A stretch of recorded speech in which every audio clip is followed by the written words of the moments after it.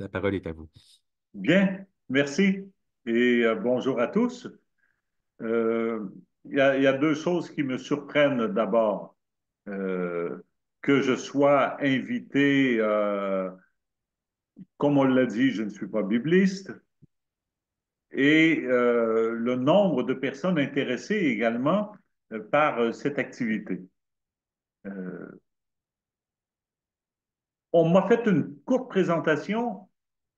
Ce n'est pas pour la corriger, mais je vais ajouter des choses parce que en travaillant la question, ça m'a amené un petit peu à un parcours biographique et à me dire pourquoi donc j'ai donné un pareil titre. Et pourquoi cette affaire? Parce que on ne, on ne travaille que les choses qui nous travaillent avant qu'on les travaille. Et il y a différentes choses qui m'ont ennuyé dans la vie. Et vous parlez à quelqu'un qui a quand même 30 ans d'enseignement derrière lui. D'une part, pour, euh, pour honorer sans doute d'autres traditions religieuses, on présente parfois le christianisme en le mettant sous le chapeau des religions du livre. Et ça m'a toujours dérangé parce que pour moi, ça ne correspond à rien. Je ne suis pas l'adepte d'un livre. J'aime bien lire, j'aime bien la Bible, mais à bien y penser, mon Dieu n'est pas le Dieu du livre. Comme, et, comme on le dit souvent encore dans le Nouveau Testament, le Dieu d'Abraham, d'Isaac et de Jacob. C'est, c'est donc, quand on veut désigner ce Dieu-là, puis il y a bien d'autres manières de le dire également dans l'Écriture, on parle toujours du Dieu dans l'histoire et non pas du Dieu qui est dans le livre. Et ça m'a obligé à réfléchir. À réfléchir, d'une part, qui est mon Dieu et quelles conséquences cela peut avoir si c'est un Dieu qui est dans l'histoire. J'ai trouvé un jour, et ça m'a inspiré, un beau texte de Paul Ricoeur, le philosophe, et qui disait, à l'examen des choses, les chrétiens parlent de Dieu de manière différente qu'en parlent les Grecs à la même époque, dans l'Antiquité. Et il disait, ils n'en parlent pas en termes métaphysiques, ils ne disent pas Dieu c'est la cause première, ils ne disent pas Dieu c'est une essence ou d'autres, c'est le fondement de l'être. Ils parlent de Dieu en racontant une histoire. Et Dieu, pour eux, c'est le grand actant de l'histoire du salut. Euh, et il disait, il y a un rapport beaucoup plus étroit qu'on peut le penser entre la manière d'en parler ou la forme du discours, qui est le récit, et le récit du salut. Il y a un rapport étroit entre la forme du discours et le contenu du discours, ce qui est communiqué. Il y a quelque chose d'unique qui est dit de Dieu parce que cela est dit sous le mode du récit. Et ça conduit à le désigner de manière spéciale, comme le Dieu qui accompagne son peuple, le Dieu voyageur, le Dieu dans l'histoire. Et par conséquent, ce n'est pas le Dieu de la Bible. Et la confession de foi, et la première confession de foi, en tout cas celle qu'on identifie comme la première confession de foi qu'on trouve au livre du Deutéronome, la confession de foi est homogène avec la structure narrative. On raconte Dieu plutôt qu'on le désigne comme un être dont on connaîtrait l'essence. On ne le connaît que dans l'histoire, en régime chrétien. Une confession de foi sous forme d'histoire. Par la foi, vous vous rappelez l'Épître aux Hébreux, par la foi Abraham partit, etc. La confession de foi, c'est cette expérience de Dieu dans l'histoire. Et le récit, par conséquent, parce que parfois, et ça a des conséquences sur la catéchèse, la forme kérigmatique ou la forme d'annonce,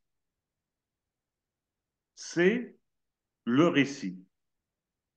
Et ça devient adéquat pour la confession de foi.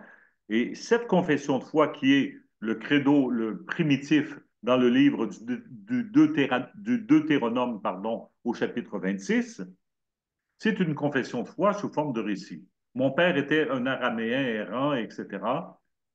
Et tu allais le chercher, et voici. Alors, Israël a confessé Dieu essentiellement en mettant en ordre sa propre histoire dans des récits autour de quelques événements centraux. Voilà, c'est une première réponse que j'ai trouvée. Et ça part d'une irritation ou d'un énervement quand on me dit que je suis une religion du livre. Et la deuxième chose, parce que, après tout, on est familier du livre. On est toujours avec le livre. Mais quand dans les liturgies, on présente le livre et qu'on dit parole du Seigneur, je pense que la parole de Dieu ne se trouve pas dans le livre, mais elle se trouve dans cet intervalle, dans cet interstice entre la parole proclamée et la parole reçue par l'auditeur. Et c'est dans ce rapport-là qu'elle devient parole de Dieu. Et parfois, elle ne devient pas parole de Dieu. Des fois, il y a un récit qui est proclamé et il meurt. Et il ne s'est rien passé. Il n'y a pas eu parole de Dieu. J'hésitais donc avec le titre, La parole de Dieu, où on dit parfois l'écriture, c'est une expression qu'on utilise souvent, la Bible, les livres bibliques, les textes sacrés. Est-ce que ce sont là toutes des expressions équivalentes? Je ne pense pas. La parole de Dieu, ce n'est pas la Bible. Et étymologiquement, ça ne l'est pas non plus. Donc, ça nous oblige à reprendre cette expression familière, la parole de Dieu, qui semble être un allant de soi, tellement on est familier avec ça. On parle de la parole de Dieu à pleine bouche. Ça m'oblige à reprendre cette question de la parole de Dieu. Et le mieux, ce à quoi je suis parvenu, et c'est probablement pas la fin du parcours, ce à quoi je suis parvenu, c'est d'arriver à dire la parole de Dieu comme action. Et j'aurais dû ajouter comme action dans l'histoire. Mais ce n'est pas tout à fait ça encore. On corrigera, puis on améliorera, puis on affinera au cours de l'exposé. Mais c'est au moins ce que j'ai indiqué comme titre. Si j'avais voulu mettre un titre plus long, j'aurais ajouté et l'écriture comme récit. L'écriture comme récit de pratique comprise comme expérience de salut. Je lisais, je sais pas, il y a peut-être 20 ans, un texte de Skilbex.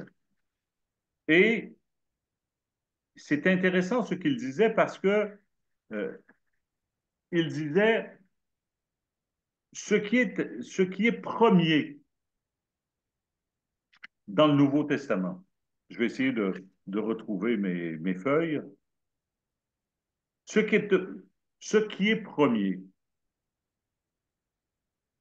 c'est cette expérience foudroyante, bouleversante, transformante qu'ont eu les apôtres avec Jésus. C'est la rencontre, ce qui est premier.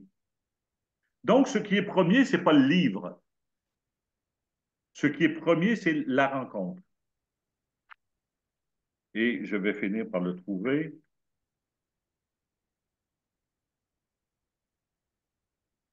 Je ne sais pas où j'ai mis ça, peu importe. Alors, oui, je pense que je vais le trouver. Ce qui est premier, c'est la rencontre. Et je le cite, le point de départ est l'expérience faite avec Jésus.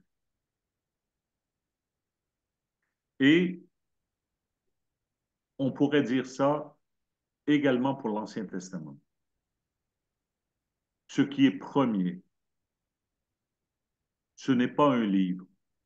Ce qui est premier pour Abraham, Isaac et Jacob, c'est une expérience faite avec Dieu, une expérience de foi. Donc, c'est pour ça que la parole ou l'écriture n'est pas ce qui est premier. On ne dit pas dans le prologue de Jean, au commencement était le livre. Et là, il y a quand même une distinction assez capitale dans notre pensée, dans notre conception de la révélation et la conception que peut avoir un musulman. Le livre ne tombe pas du ciel. La révélation, et je vous renvoie, parce que je disais que ce serait un peu biographique, je vous renvoie un peu à, au Concile Vatican II, dans lequel j'ai mariné un peu, et qui est devenu mon compagnon. C'est un autre livre, mais on fait toute la différence entre l'expérience et l'enseignement. Mais pour revenir, quand on veut parler de la révélation en régime chrétien, on dit ceci, et c'est Dei Verbum au numéro 2. On dit, dans cette révélation, le Dieu invisible s'adresse aux hommes en son immense amour, ainsi qu'à des amis. Il s'entretient avec eux. Et c'est dans ce dialogue, c'est dans cet entretien que va surgir la parole de Dieu. Tant et aussi longtemps qu'elle n'est pas reçue, il y a un verbe proféré, mais ce n'est pas devenu parole de Dieu dans l'histoire. Et je continue. Il s'entretient avec eux pour les inviter à les admettre et à partager sa propre vie. Et c'est la suite que je veux attirer votre attention. Pareille économie de la révélation comprend des événements et des paroles intimement unis entre eux. Il y a des événements et des paroles. Et quand on regarde l'Ancien Testament, il y a des événements. C'est plein d'événements. C'est une histoire. Et c'est au milieu de cette histoire-là qu'ils entendent la parole de Dieu. Et le texte poursuit en disant que ces événements et ces paroles sont intimement liés entre eux, de sorte que les œuvres, ce qui se passe, les œuvres réalisées par Dieu, pensez la sortie d'Égypte, l'entrée en terre promise, tout ce que vous voudrez,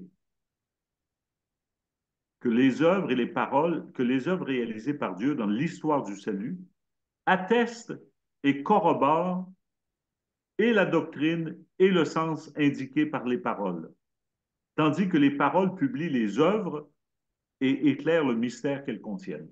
Il arrive quelque chose. C'est mystérieux. Et on ne comprend pas.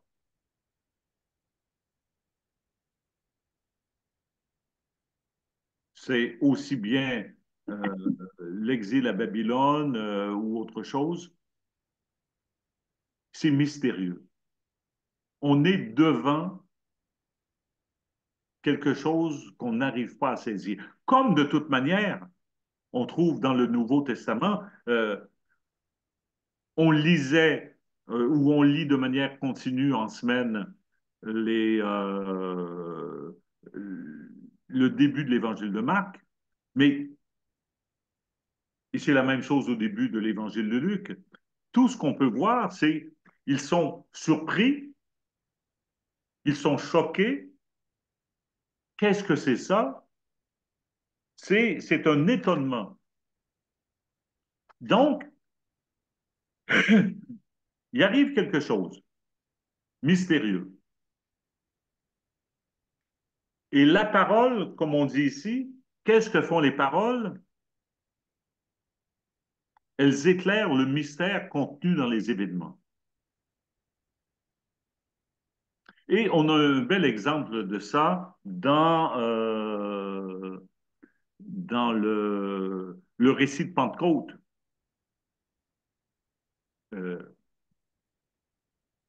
Ils sont devant quelque chose qui pour eux est tout à fait mystérieux. Qu'est-ce qui se passe là? Je vais encore, mes notes sont assez désordonnées, mais voilà.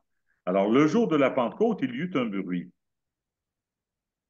bruit comme celui d'un violent coup de vent. Et la rumeur qui se fit, la foule, à la rumeur qui se fit, la foule se rassembla et fut en plein désarroi. Comment interpréter ce qui arrive? Ils sont devant quelque chose qui les dépasse. Notamment le fait qu'ils les entendaient parler sa propre langue. Le verset 7 dit déconcertés, émerveillés. Ils se demandaient comment comprendre cela. Ils étaient déconcertés et dans leur perplexité, ils se disaient les uns aux autres, qu'est-ce que cela veut dire, le verset 12. Mais c'est comme ça dans la vie. Il nous arrive des choses qui nous désarçonnent, qu'on n'arrive pas à comprendre. Et que vient faire la parole? Elle vient parce que quand on est devant quelque chose qu'on n'arrive pas à comprendre, il faut bien essayer, par un moyen ou par un autre, de le comprendre, d'interpréter ce qui nous arrive. Et à la Pentecôte, il se trouve des interprètes. Certains s'esclaffent et disent ils sont pleins de vin doux. C'est la première interprétation pour comprendre ce devant quoi ils sont. C'est la même chose dans les évangiles. On est devant Jésus. Qu'est-ce donc que cette bébite-là? Est-ce que, et on l'avait cette semaine, est-ce que c'est par Belzéboul que lui-même chasse les démons? Est-ce qu'il n'y a pas un esprit impur en lui? Et pas l'Esprit Saint? Et la parole vient interpréter. Et dans le cas du récit de Pentecôte, Pierre se lève et il commence à dire, Jean de Jérusalem, etc., non, ils ne sont pas pleins de vin doux, ils n'ont pas bu comme vous le pensez, mais, et là, il va prendre la parole prophétique, les paroles viennent aider à comprendre ce devant quoi ils sont et cette affaire qui les dépasse. Alors, la parole de Dieu, c'est dans cette rencontre entre ce qui nous arrive et ce qui vient d'autres expériences que des gens ont vécues, qu'ils ont mûrement approfondies, méditées, et ça les a conduits au récit, à raconter, et c'est passé à l'écriture.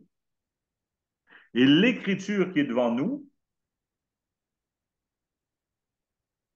devient parole de Dieu lorsqu'on fait le même cheminement que nous aussi, devant ce qui nous arrive, nous faisons une expérience avec nos expériences. Nous faisons une expérience au sens anthropologique du terme, c'est-à-dire nous portons ce qui nous arrive sans le comprendre, et cela, tout à coup, vient en contact, non pas avec la parole de Dieu, mais vient en contact avec le récit d'autres expériences semblables. Abraham qui a cheminé, puis qui ne savait pas où il allait, puis etc. Et cette expérience de foi d'Abraham tient finalement ce qu'on est en train de vivre est semblable à ce que lui a vécu. Et la parole de Dieu surgit. Jusque-là, on ne comprenait pas, mais nous arrivons à une intelligence de ce qui nous arrive. Et c'est comme ça que la foi surgit. Tant que cela, alors, vous avez l'expérience d'un peuple, la traversée du désert, la longue et pénible traversée du désert, qui est réfléchie, qui est portée à l'écriture. Et c'est ça qui nous est proclamé. Et c'est comme ça que Jésus également a compris sa traversée par la mort, la passion. C'est en prenant ce qui lui arrivait, en essayant de comprendre ce mystère-là et en relisant ce qui nous est proposé durant la Semaine Sainte, les 4 cantiques du serviteur souffrant, qui a pu comprendre sa destinée, ce à quoi il était appelé, ce à quoi il était conduit. Et que ça donnait sens à ce qui lui arrivait. Alors, la parole de Dieu est une expérience que nous faisons lorsque des textes sont proclamés et ces textes-là sont riches de toute la méditation qu'ont fait des hommes, des femmes, un peuple de ce qui leur arrivait. Ils ont porté ça au récit. Et soudain, ça résonne, nos propres vies se trouvent rejointes.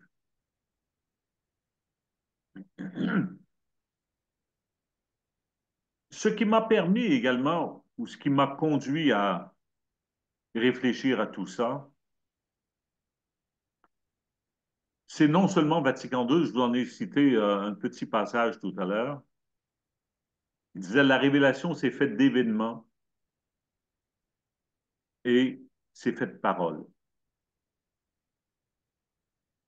Et les deux sont liés ensemble. Mais quand vous prenez Dei Verbum numéro 4, et ça, j'ai toujours trouvé ça fascinant, on dit que la plénitude de la révélation, elle est dans le Christ. Mais on ajoute, et c'est là la surprise, c'est donc lui, le Christ, qui par toute sa présence et par la manifestation qu'il fait de lui-même, par ses paroles, par ses œuvres, par ses signes, par ses miracles, et plus particulièrement par sa mort et sa résurrection d'entre les morts, etc. Mais c'est pas simplement, ce n'est pas une machine à parler. Il est la révélation par ses œuvres, par ses signes, par ses miracles, par toute sa présence, par la manifestation qu'il fait de lui-même. C'est à travers cela, qui me voit le Père, qu'on rencontre Dieu. Donc, la notion de parole de Dieu est sans doute à travailler. Et une des choses qui m'y a conduite également, je vais revenir à Vatican II, quand on a écrit la Constitution Gaudium et Spes, que vous connaissez, on s'est longuement demandé euh, comment on allait commencer ça, si on veut parler. Et on a été conduit à lire les signes des temps. Nous, on est habitués à lire des textes, alors que si je regarde le ministère de Jésus, il ne faisait pas que lire des textes. Il lisait des situations. Il lisait des êtres humains. Mais on est peu équipé. On a bien sûr dans les facultés de l'exégèse, mais on est familier à la lecture de textes. On n'est pas familier, et ça a été également tout le travail des pères conciliaires, on n'est pas familier à lire l'histoire, à lire les situations et à lire les personnes. Et c'est parce que et on n'a pas la plupart du temps, on n'a pas les outils intellectuels pour le faire. Et c'est peut-être ça qui nous manque le plus. Arriver comme un bon anthropologue à lire la situation. Et la parole de Dieu ou le texte sera beaucoup plus puissant et va révéler davantage si on est capable de lire les situations. Autrement, il risque de rester un texte que l'on va commenter. Arriver à lire, et la révélation, comme je vous disais, est dans l'histoire. Et j'ai fréquenté pas mal cette école du Sauchoir, des Dominicains, et un des maîtres de cette école, qui en avait été le régent des études, Marie-Dominique Chenu, dans un petit ouvrage, dit mauvais théologiens, ceux qui, enfouis dans leur in-folio et leurs disputes scolastiques, ne seraient pas ouverts à ces spectacles, la vie présente de l'Église et l'expérience actuelle de la chrétienté. Non seulement dans la pieuse ferveur de leur cœur, mais formellement dans leur science. Données théologiques en plein rendement dans la présence de l'Esprit. Arriver à faire cela. Il disait, et Dieu sait qu'il en a passé du temps, des jours et des nuits à plonger dans ses infolios, lui qui a travaillé, qui était médiéviste et qui a travaillé sur la période, la théologie scolastique et médiévale. Mais il dit, mauvais théologien, ceux qui regardent seulement ça. La révélation ne se trouve, parce que le chapitre précédent dans ce livre-là, c'est le primat du donné révélé. Mais la révélation pour lui était dans l'histoire et pas simplement dans les livres. Et vous devinez que je ne ferai pas l'apologie de se détourner des livres et d'oublier tout ça. Non. J'ai passé ma vie là-dedans, ce serait contre-intuitif de le faire.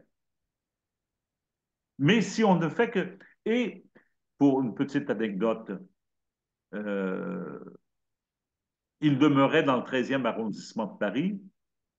Et quand quelqu'un se présentait à la porte du couvent des Dominicains et qui demandait à parler au père Chenu, le portier, parfois, en blague, disait il doit être entre le 13e et le 13e. C'est-à-dire entre le 13e siècle, ce qu'il fréquentait dans ses manuscrits et dans ses études, et le 13e arrondissement, parce qu'il allait avec les ouvriers dans les bars pour voir qu'est-ce qui est en train de se dire dans notre humanité. Et c'est ça la démarche, c'est-à-dire il faut toujours être entre le 13e et le 13e. Et arriver, si on a simplement le regard fixé sur nos livres, il y a quelque chose qui manque. Si on a le regard simplement fixé sur l'histoire, il y a quelque chose qui manque pour l'interpréter. Et c'est ça que je disais, à partir de Dei Verbum, la révélation est faite d'événements et de paroles. Et on dit intimement liées entre elles. Et c'est pour ça que là, on est en train de lire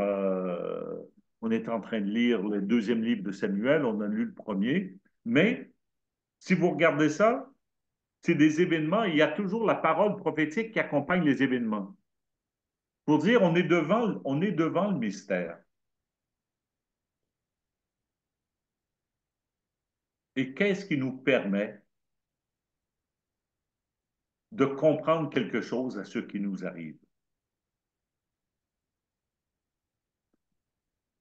Et si on n'arrive pas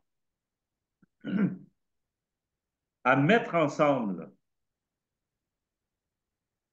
les événements et les paroles, probablement qu'on n'arrivera jamais à la parole de Dieu. Mais on lira un texte, on expliquera un texte, on commentera un texte. Mais ça ne sera pas aujourd'hui s'accomplit pour vous cette parole. Il lit dans la synagogue le livre du prophète Isaïe. Ils lui ont vu faire son ministère, et il dit c'est ça qui s'accomplit. Il met en connexion et là surgit quelque chose. On l'a vu faire ces miracles, mais on était devant l'incompréhensible. Qu'est-ce qui se passe?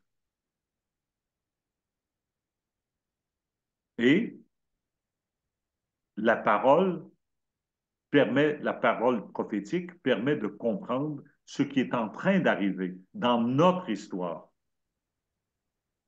Mais c'est une parole qui vient de plus loin, une parole qui nous précède. Mais cette parole qui nous précède, la parole prophétique ou la parole historique, c'est toujours des expériences du passé qui sont semblables aux nôtres, qui ont été déjà méditées, portées dans une tradition croyante, qui ont été conduites jusqu'au récit, jusqu'à l'écriture. Et ce qu'on a, c'est l'écriture. Mais derrière l'écriture, avant le récit de la sortie d'Égypte, avant le récit de la traversée de la mer Rouge, qu'est-ce qu'il y a? Il y a un événement.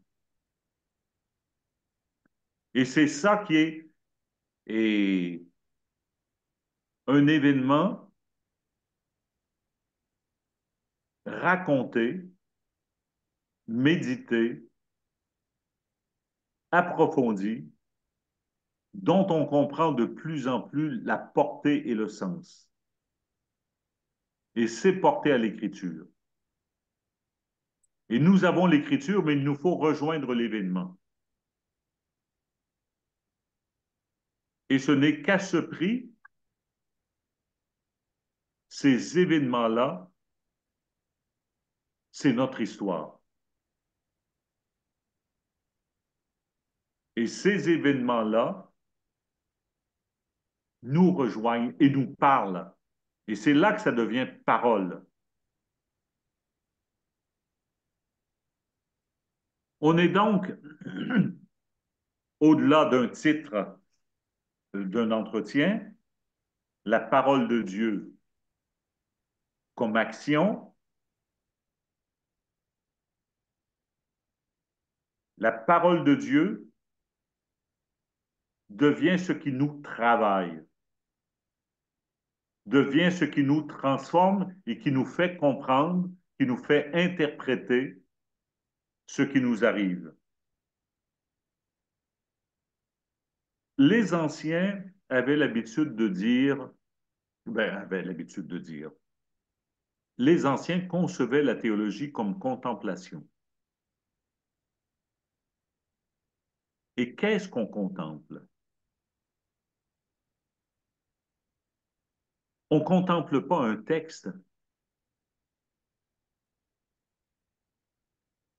on ne contemple pas un livre. Ce qu'on contemple, c'est le mystère. Ce qu'on contemple, c'est Dieu manifesté dans la chair.